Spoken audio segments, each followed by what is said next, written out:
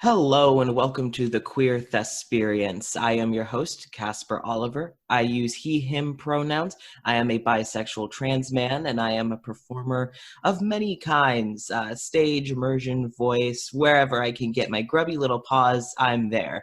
And today I have a fantastic guest. I will allow you to introduce yourself. Hello, hello. My name is Socks Whitmore, socks spelled like the things on your feet, and my pronouns are they, them, theirs. In the arts world, I am just trying to do everything. I am a voice and stage actor, singer, lyricist, composer, producer, project manager, writer, all the things. So, truly a jack of many trades, or a socks of many trades. Yes. So, and I am excited to have you on because you are going to be part of our first two-parter episode where I have two people come on to talk about their very specific experiences within the same topic. And you are one of the first people who actually ever reached out to me on LinkedIn. And so I am very excited to get you on here. And today we are going to be primarily focusing on being non-binary in the casting and audition scene. So this is something that I feel is often overlooked because whenever you hear trans in the casting room, it's usually trans men and trans women, or more trans masculine, trans feminine people. So I am very interested to hear your experiences with this. So let's kind of just start off with, when did you first get into acting? Wow. I think it was like something that was always calling to me, like from a very early age. I used to make up songs and my dad would record me, like I was just spouting lyrics. They're probably trash. I haven't looked at them in a hot sec. But I did community theater. The thing is, I went to an arts high school and I auditioned for both as a vocal student and as a musical theater student, and I didn't get into the musical theater department because they started with the dance audition, and that kills me every time. So I ended up going to arts high school for voice. So I have a lot of voice training specifically, and I've been doing a lot more singing than acting just because that's how life played out. But I think definitely once I got to college, I was able to finally take that acting route, because when you're in the arts high school, you actually can't do cross-disciplinary stuff, which is dumb. I know. Yeah. Like, they have the one all-school musical, but like there's not a drama department that you can join if you're not registered there as an actor or a musical theater actor. So actually going to arts high school made it harder for me to get into acting, which is why when I went to college, I was actually able to start doing that more. Yeah. That's so wild, like, especially because it's an arts school. They talk about really shoving people in boxes, huh? Jeez. So you've been doing this for a while, and how, if you don't mind my asking, how long have you known and really embraced your non-binary identity? Yeah, I came out in July of 2018.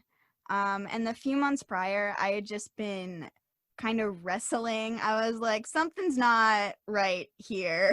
Yeah. And I didn't know about non-binary identities till I got to college, because there were no non-binary people in Western, suburban, slightly rural Maryland.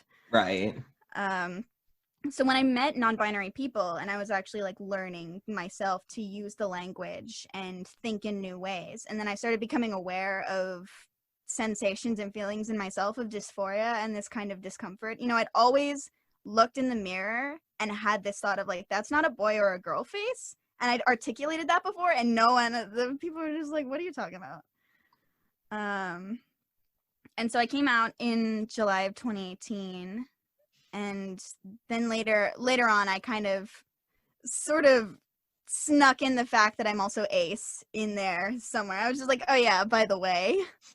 So here's this. Oh, and just a little slide under. A little more. My full queer title is pan-demi romantic asexual agender/gender nonconforming human. Love it. Love Yeah, I like it. words. Words are good, and especially in our line, in our profession with our voices and our words. So, and how has you realizing that, embracing that, and coming out, how has that affected your experience with auditions and casting? Absolutely. The very first show that I did after I came out was a show that I wrote, haha, because when you write shows, you can cast yourself. The So I best was, part. we had been working on the show. I was writing it with my partner in the middle of when I came out, and I had already decided I was going to play this lead, and this lead character was a lesbian guidance counselor. And so I was playing that role, and in the fall, because I was doing this I was workshopping the musical at my college. I was discovering that I really wanted there to be a distinction between my character's pronouns and my pronouns. I was like, if you're gonna refer to my character, I need you to use the name and be clear that you're talking about the character. And if you're talking to me, you need to use my pronouns. And that's tough because like a lot of times when you're in a show, your character and you just kind of like conversation, you're like referring to some people by their character name, some people by their given name, and it's a hot ass mess. So it was a discovery, Yeah. Oh, but I yeah. really needed that. And it's important to have that too, because like as you said, when you're on stage or in a show, it's sometimes so much easier, especially if it's a large cast or if this is the first time you're meeting these people. You know, it's like, oh, what's it? Brenda, and like that's not my name, but that was the character I was playing. I'm like, who the? Oh, right, hi, hello, you know, that sort of thing. But when you are trying to find your place within yourself, or even if you know your place within yourself but your character's pronouns don't align with your own, that can get really dysphoria inducing or just frustrating if nothing else. Mm-hmm. So after that, what was that show that you wrote though? Tell me a bit about that show that you wrote. Yeah, it was the first musical that I ever wrote, and it was a full-length show called We Are Here about mental health in high schools. Huh. So it followed this guidance counselor who I played named Valerie and these four kids who were each struggling with different things in the mental health end. And the fact that Valerie had come to guidance counseling because of her own traumatic past and her own experience with mental health. But when her abuser resurfaced in her life, she was finding that she couldn't be there for the kids and take care of herself. And so it's really the whole message is about like you need to put on your own mask before you can help someone else. But we also use the opportunity to do a lot of research about like what people want when they're in a crisis mode, like what kind of allyship people are looking for. So like for instance, we did a bunch of interviews as part of our research, and someone told us that when they're having some kind of breakdown or crisis, that they want to be asked about being touched. Like if you like, for some people, being touched can be trauma related when you're in that crisis mode. And so getting the consent to touch someone when they're in crisis is really important. So then we wrote that into the show, and we made a moment where someone was like, "Can I touch you?" That's so good, and that level of research, and especially with like going into allyship, is that's really cool that you did that, and also just very important that you did that because that's what people should be doing when writing something, either outside of their own scope of experiences, or even if it's within your scope of experiences. No experience is universal. So that's awesome. I will definitely want to plug that later. If is there any way that people can learn more about that musical or not Why, see it as a online, but matter of fact, oh, there is a project page on my website. My website is sockswhitmore.com. Pretty straightforward. And there's a project page for We Are Here the musical. And on that page, you can listen to some demos of songs from the cast album, and you can watch the workshop performance that we did in February of 2019. It's not going to be the best version of the show because it's definitely receiving edits and other improvements. But you can see what it looked like in its earliest stages, and you can see me performing in my first lead role in a full-length musical because when you write a show, you can do that. Just do it. well, Trust yourself. I will put the link down to that in the description, or again, just look up on Socks' website, because that is exciting. I know what I'm doing after this interview. So now when you wrote this and made it, you could cast yourself and kind of handle you and your character portrayal and how you were viewed by the cast, for the most part, much more strongly. But how has you being a non-binary performer been either I don't want to call it like a struggle or whatever, but how has it been a thing? You can't see me, but I'm quoting a thing. How has it been a thing? Absolutely. So number one is casting calls. I'm a voice actor as like my favorite medium to be in. But the voiceover world is so binary. You don't see calls for non-binary voices. It is so rare. And so a lot of times I'm applying for roles that are labeled female, and I always introduce myself and like I use backstage a lot. I just like it aesthetically. And they have cover letters. And so in my cover letter, I always open with, "Hi, I'm an agender/gender nonconforming voice actor." That's my opening sentence every time, because I need to know that the people I'm working with are going to honor that. Right. I don't have the spoons to put myself in a bunch of situations where I'm going to be misgendered and have to educate people. Like, I just need to know that I need the people who I'm going to work with to be aware of that, because I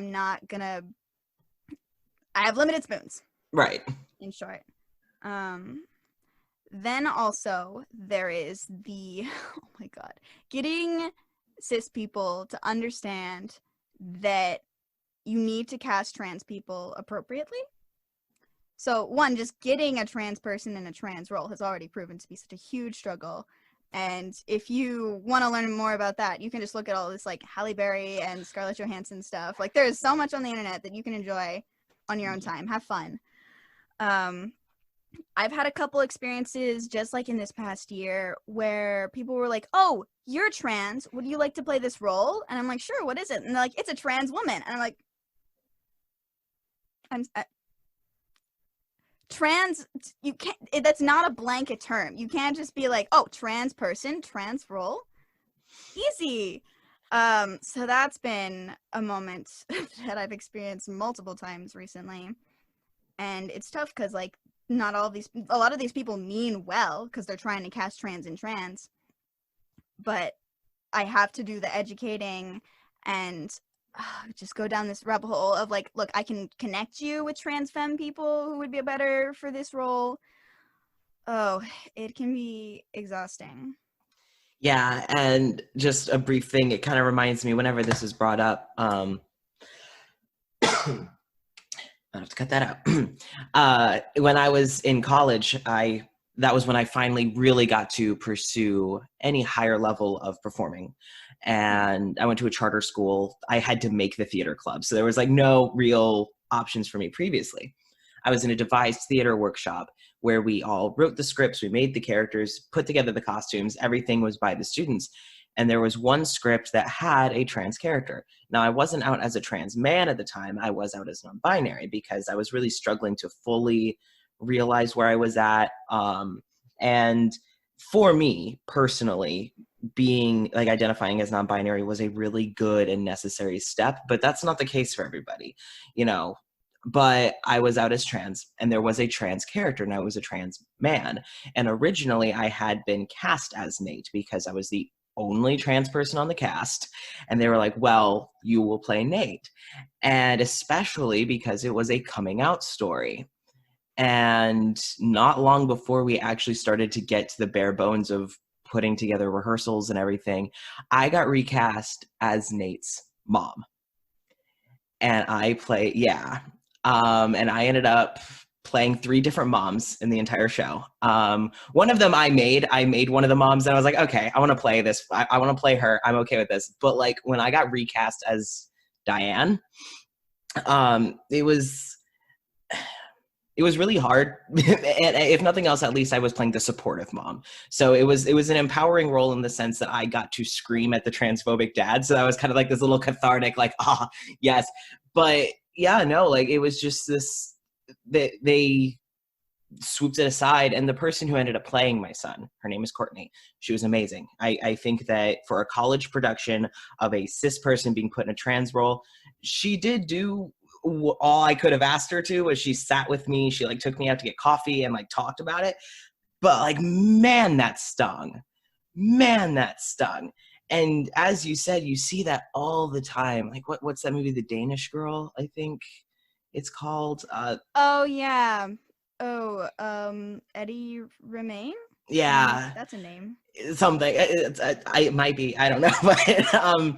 But yeah, you see that all the time where trans actors are overlooked, or as you said, it's treated like a blanket term of like, oh, you're exactly in your situation. You're trans, play this trans woman. It's like, but I'm not a trans woman, and that's another level of invalidating. But so when you've been in the casting situation with voice acting, have you ever been able to play non-binary characters? Yes, I have.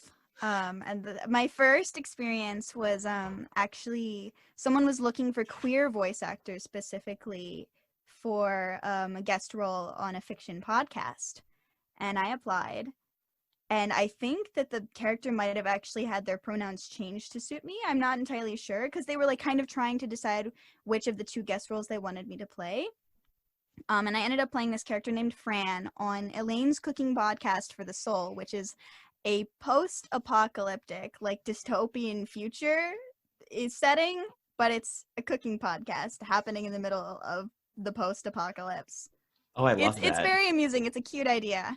And they were looking for more recommendations for people to play the other role. And so my friend Julie Ulette actually ended up playing my partner in crime in this podcast. And then it's like we both were in love with each other and we just like weren't talking about it. It's very adorable. And that was a really exciting moment to play my first non-binary character. And then recently I was invited to audition for something that I booked. I was invited by Penguin Random House to play a gender fluid narwhal. Oh, I love that. I know. When I found out I booked it, I was like, dreams really do come true. And so are you still in the process of that, or is that like a finished? I wrapped a recording on that earlier this month. It's a children's series actually called Narwhal and Jelly, these children's books, and I played Narwhal for all 5 of the published ones, and I'll be brought back whenever there are more written, which is really cool. Oh, that's so exciting. And there are going to be so many links in the description for this. But shameless plugging. So, Always.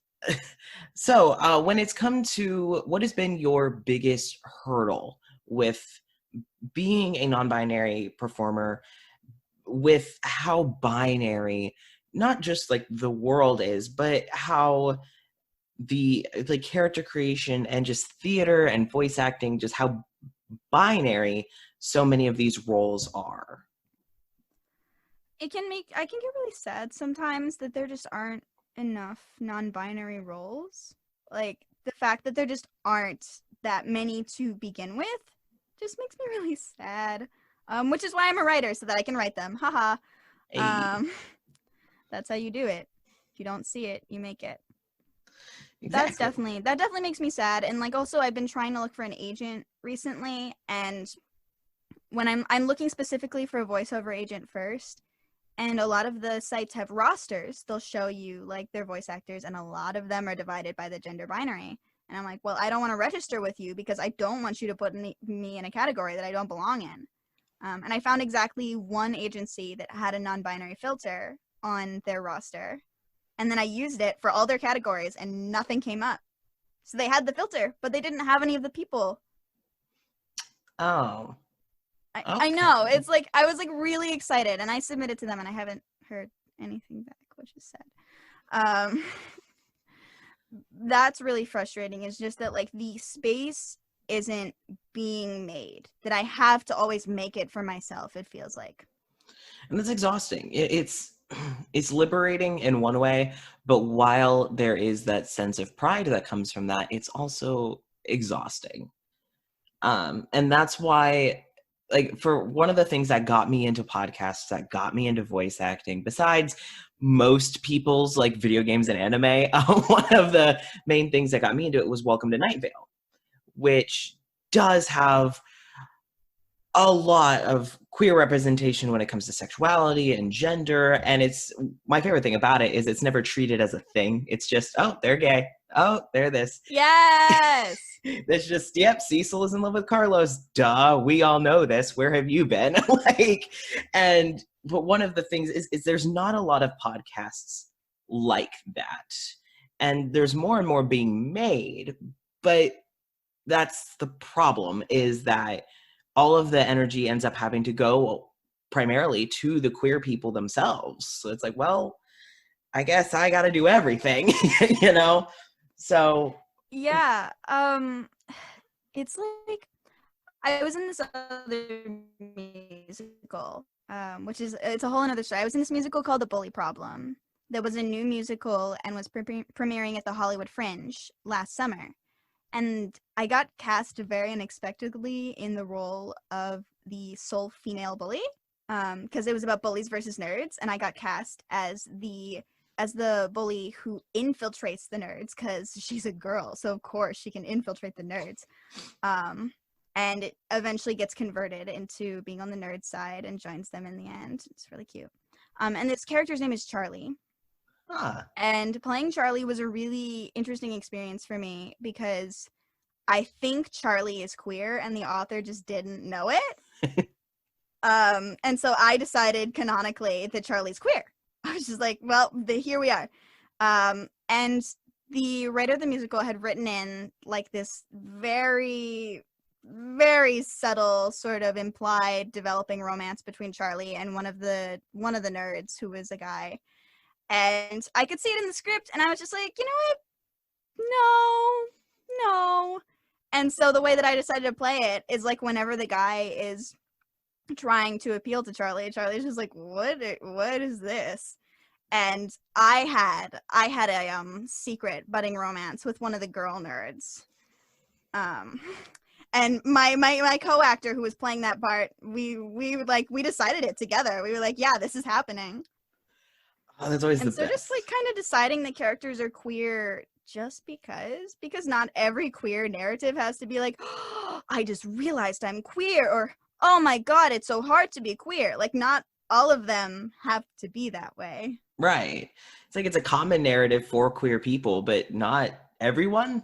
And it's sometimes just refreshing to see queer people in the same exact situations you would see the cis het characters, whether it's romance or a thriller. Like, give me a horror movie where a bunch of queer theater kids go on a road trip and they are the ones in the broken down car. Like, it doesn't need to be. Just put more queer characters out there, please. So that's really cool. And with that show that you played Charly, when you kind of decided this budding romance with another one of the actors, did the director know, or is it more like a cast thing? I mentioned it to the director because my co-star Jaina Sweet was playing the other character, and we kind of had the idea in the middle of a rehearsal, and we told the director, and our director was just like, okay, sure, I'm into it, sure. And she just let it happen. I mentioned it to the musical's writer, Michael Shapiro, because he was a major part of the process, since it was a new show getting mounted and its first full production. And Michael and I are good friends, but when I told him, he was like, he made a face, you know, he was like, oh, Charly is queer? I didn't write that. He's a well-meaning cishet man. He means well, and it was a real joy to work with him. But when I told him that Charly was queer, he was not entirely with me at the time. It's like, I was like, well, we'll keep working on it. We'll keep working on it. And that's been actually one of the joys with me working with the murder mystery companies. All of the characters are like, you have like 3 character traits about them, and that's it. And usually one of the character traits is they're a jerk, because they're either a murder victim, so there has to be a reason that they're dying, or they're a murder suspect. So there has to be a reason that you're suspecting them. So especially in my troupe, we've taken the scripts, and because the Florida troupe has so many queer people, we're like, okay, so in our 1920s show, Brooks she's a 100%, she doesn't want to get married. That's why she's throwing a fit. Her brother is a trans man in the 1920s, which is why he's like hyper masculine, because he's gotta seem like a guy, you know, to fit in with the dudes, you know. And we got his head enforcer, Joey, who's totally in love with Junior. Like we've just queerified every script. And the owner of the company knows that we do it, and he's like, okay, go for it. So that's just the beauty of taking what it's a very lax version of Death of the Artist or whatever. It's like Death of the Author. This character is mine now. And they are gay as fuck. Yeah. So when it's come to struggling with how, I'm really curious to learn more a bit, if you have more to share about kind of being non-binary when it comes to voice acting. Because one of the main things with voice acting is you are strictly heard. You're not seen. So even if you had someone who was, you know, non-binary, and you have the quote unquote, they look non-binary, quote unquote, like they have that kind of vibe. With voice acting, they could, with the voices that they do, be heard for very typically, quote unquote, I'm doing a lot of quotes, not that the listeners can see this, but I'm doing a lot of quotes, doing very feminine or masculine voices, and with such a binary industry that it's just a whole other level of erasure for the non-binary performers. When people hear the voice, it's like, oh, that's a woman's voice. It's like, no. Or, oh, that's a man's voice. No. Yeah, well, I could go on a long, long tangent about how we need to incorporate queer identities into schooling so that people learn growing up to not assume genders. But to answer your question, I love voice acting so much, and it brings me joy to do it, and I don't mind playing female identifying characters as much as I mind playing female identifying characters on stage or on screen, because with animation or other voiceover stories, the character kind of takes on a little more than me. The character is a little more than just what I put into it. Right. Like the character design and the way that they unfold on the screen. Animation is really where my heart lies as a voice artist. And so I'm okay with playing female identifying characters because I feel like I'm just adding an element necessary to create this larger, beautiful work that I couldn't do on my own. But my voiceover model, the person who I would like to be like someday, is Tara Strong. Oh, yeah. Yeah. Tara Strong, for those who aren't familiar, does Raven in Teen Titans, Timmy Turner in Fairly Odd Parents, Twilight Sparkle in My Little Pony, and a million bajillion other things. And what I love is that Tara Strong can do both female and male characters. And there is something in my non-binary little heart that wants to play little boys. I really want to play little boys, even though my type is little girls. Little girl is like literally my type, both on stage and as a voice actor. I'm a small bean, and I'm a soprano. That's my type. And I was taking a voiceover class earlier this year, and I made a young boy real. I did actually a selection from like a Timmy Turner comic and voiced it. And then I also just wrote some random stuff about a kid who likes Pokemon, and then I recorded that. And so I have it in me, but it is not. It's hard. It's hard on my voice, and I don't think realistically that I could probably do like a whole show, like a Timmy Turner role, and that makes me sad. I really wish that I could play little girls and little boys. So you're typically cast as like young girls, as like little girls. Yeah. And what has that been like for you with your identity? You mentioned that voice acting, there's a bit more of a disconnect for you, which makes sense. You're not looking at it and seeing you per se. It's just you added this element, unlike film or stage where it's literally your face. A little less of a disconnect. But has that weighed on you in any sense with, you know, this frustration that you've already vocalized about with wanting to play more than just like the little girl? Has there been kind of like any other added stresses on top of being constantly put into that box? A lot of the people, I've been very privileged in that a lot of the people I worked with during my time at CalArts, where I went to college, I worked with a lot of animators. I was in over 20 short animated films as a voice actor.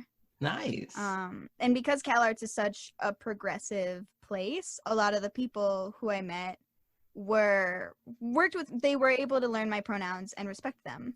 It was really actually really sweet when some of the animators who were international students and English isn't their first language, so like pronouns were like this kind of higher concept that was a little tricky to wrap around. It was so sweet watching them try to get it right, and it meant so much. So the people I work with, like when I'm in the room with the animator, the director, whoever, if they're respecting my identity and doing the thing we talked about, like separating my pronouns from my character's pronouns, then I feel okay. And I don't experience voice dysphoria, which some people do. And I know I will never go on T because I actually really like my voice, and that's why I voice act. That's why I voice act. I love my voice, and I think it's really adorable.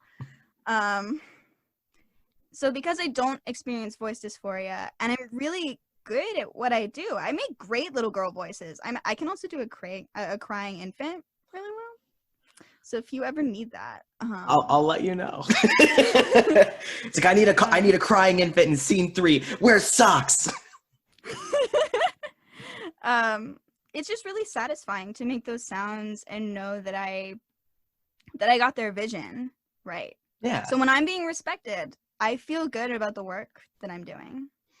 So it just is further with that disconnect of character versus performer, which unfortunately... Yeah, when you're on stage, you're like inhabiting the character with your whole body, like everything from my physical shape to my face to the way that I wear my hair becomes part of the character's decisions. When I'm on stage, you know, like early on in being out as non-binary, I would like try to figure out whether or not I wanted to wear a chest binder for performances, because I was like, the character wouldn't do that because the character is female. So the character wouldn't do that, but I want to do it for my own mental safety and comfort. Right. So there's like a little more of a conflict there, and like choosing which parts of yourself to give up to be the character. And I don't experience that when I'm doing voice acting. Which I'm really glad that there's been this, even though like there's so much binary when it comes to auditioning and agencies and all that there's still been this euphoria tied to you being able to perform these roles, having that disconnect and being able to feel good about what you do, even with the struggles that come with being, you know, a trans entertainer, a non-binary entertainer. One of the last questions that I have for you is, what other kinds of projects have you written besides the one musical you mentioned earlier? Why, as a matter of fact, I wrote another musical. Say what? Say what? And it was a queer musical. Oh, really? Well, yes, really. Do tell. This project I was actually working on right when the stay-at-home orders took effect. I was working on a show. This is the working title, and I am actually seriously open to new title suggestions because I've been meaning to rename this show for a really long time, and I just haven't done it yet. Please help. But it's called Pass, a Coming of Self musical, and it's about a trans man and his sister and both of their relationships to his past, to his former female, quote-unquote, child self, who was a child star on a TV show. Ooh.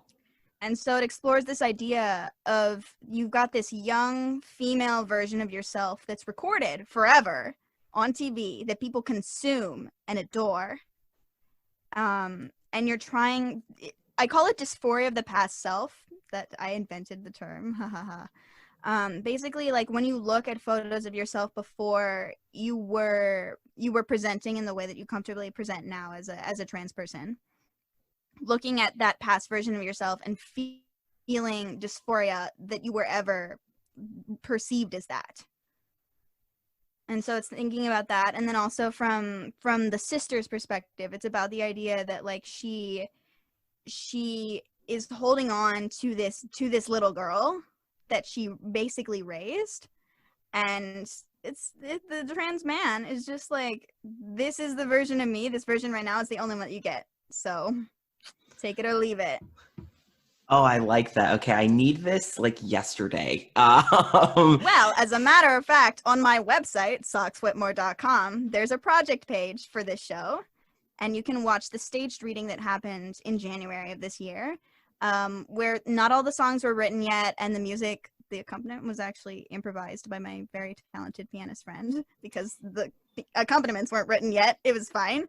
But you can see a very rough version of the show that was recorded. It's about 40 minutes long, and I'm hoping for it to land closer to an hour when it's actually all said and done.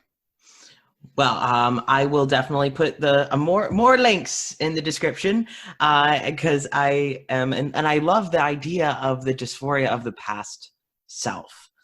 Like I've been making YouTube videos since like 2013, 2014, and I got videos that have like 11,000 views, and I go back and watch them, and I hear my voice or I see my face, and I'm like, oh no, why is this the one that's still getting views? This is so man, I am really into this idea. So with that was, you said that you put that script reading together. It was a staged reading. It was almost memorized. We were so close. We put it together in 8 rehearsals in 2 weeks. So like, dang. The fact that it was almost memorized, I did not expect to happen, but our director really wanted it. So, oh, and also the really cool thing about this project is that I was able to assemble an entirely trans identifying team. Oh, really? All of our designers, our sound designer, lighting designer, costume designer, as well as all of our actors, and the director. Everyone. Oh, okay. Stage manager. It was a good time. Okay, yes. Having a bunch of trans people in a room making a show is hilarious. It was a wonderful experience. Okay, now elaborate, please. I need to hear more. Give me the feel-good serotonin. Well, just like, you know how have you ever been in a trans meme group? Yeah, it's the best. Yeah, it's like that, but in real life. It's like that trans humor where we're like, gender? What gender? Or like, you know, like those really specific senses of humor that come from having gone through the experience of figuring out you were trans. Like, just like, even though not all of us knew each other when we started, like I set out looking for people, and I met people for this project that I hadn't met before. And then we were all in the room for the first time, and we just clicked. There was just an energy where we were all into the same. We would laugh a lot. It was actually hard to be focused sometimes because we were just so funny. Oh yeah, that's one of the pros and the cons simultaneously of having a team that clicks that well. It's like, okay, we can work well together, and we're going to have a great time, but we need to remember to get things done. Like, but this is still the priority here, is to get something done here. So I'm actually going to cut this little bit out because this is adult humored, but you were talking about trans jokes. One of our shows, murder mystery shows, has a character named Sal Fee, who I almost always play because he's like the lead. And since I'm the troupe director, I usually play the leads.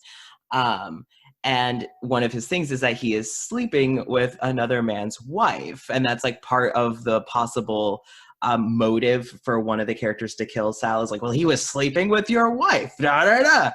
And I once did a show did a run of that show at I think it was like a golf club, where every single person in the cast, there was like 5 of us, were queer.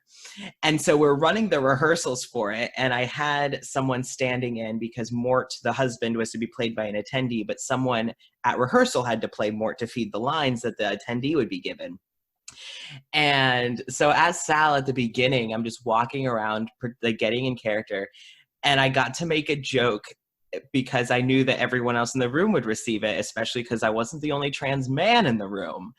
Was like, Mort, I don't even have a dick, but I can satisfy your wife better than you. And like the entire room just lost their minds. And now I'm like, can I just do an all queer? Like, can I go perform at like a gay club or something so that I can make that joke? Please, please, please. Comedy gold. Just wonderful. The Thank you shit for sharing. I needed that. Like, it's the kind of humor that you can't really make with the general public, but with fellow queer and especially fellow trans people, yes. Mm-hmm. So, all right. I can also further answer your question about other stuff I make if you want. Yes. So in addition to writing musicals, and when I write musicals, I do lyrics, music composition. I usually like to co-compose, and then book writing. So I'm a triple threat. But then in addition to writing musicals or even plays, I have worked on video games. I do poetry. I do short fiction. I did an audio drama once, and there may or may not be a podcast in my future. I don't know. We'll see. Right now I'm playing the lead of a fiction podcast, so that's like already a lot of podcasts. Yeah. I got the one. Well, can I ask about the lead? Yes.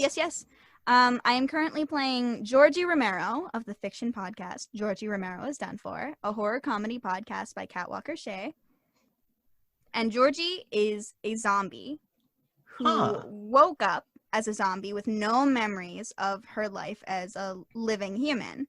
And so she's on a quest to figure out who she was when she was alive, while there's also some antics going on because she's come to this monster village called Wormwood, where you've got witches and ghosts and all sorts of other creatures, the boogeyman. And then you've also got a descendant of the Van Helsings who's causing some mischief.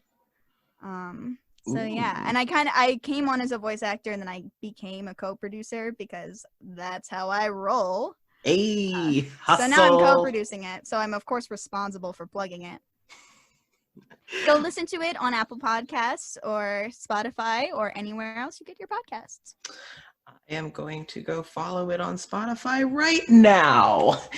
And while I do that, so that it's not just empty space as I finagle my new phone, if you were to give, really quick, what was the podcast called again? Georgie Romero, like George Romero. It's a very obvious pun. Georgie Romero is Done For. Okay, found it. Okay, so while I get this loaded, if you were to meet either like a younger version of yourself at the beginning of your acting journey, once out as non-binary, or someone in a very similar position to you, back when you were still coming out and trying to find your place as a non-binary entertainer, what advice would you bestow upon them? This is before coming out, before realizing, or just having... Like while coming out, like while finding yourself. I don't know. The project manager in me kind of just wants to give myself like all the pro tips for the future. Just be like, skip all that learning shit.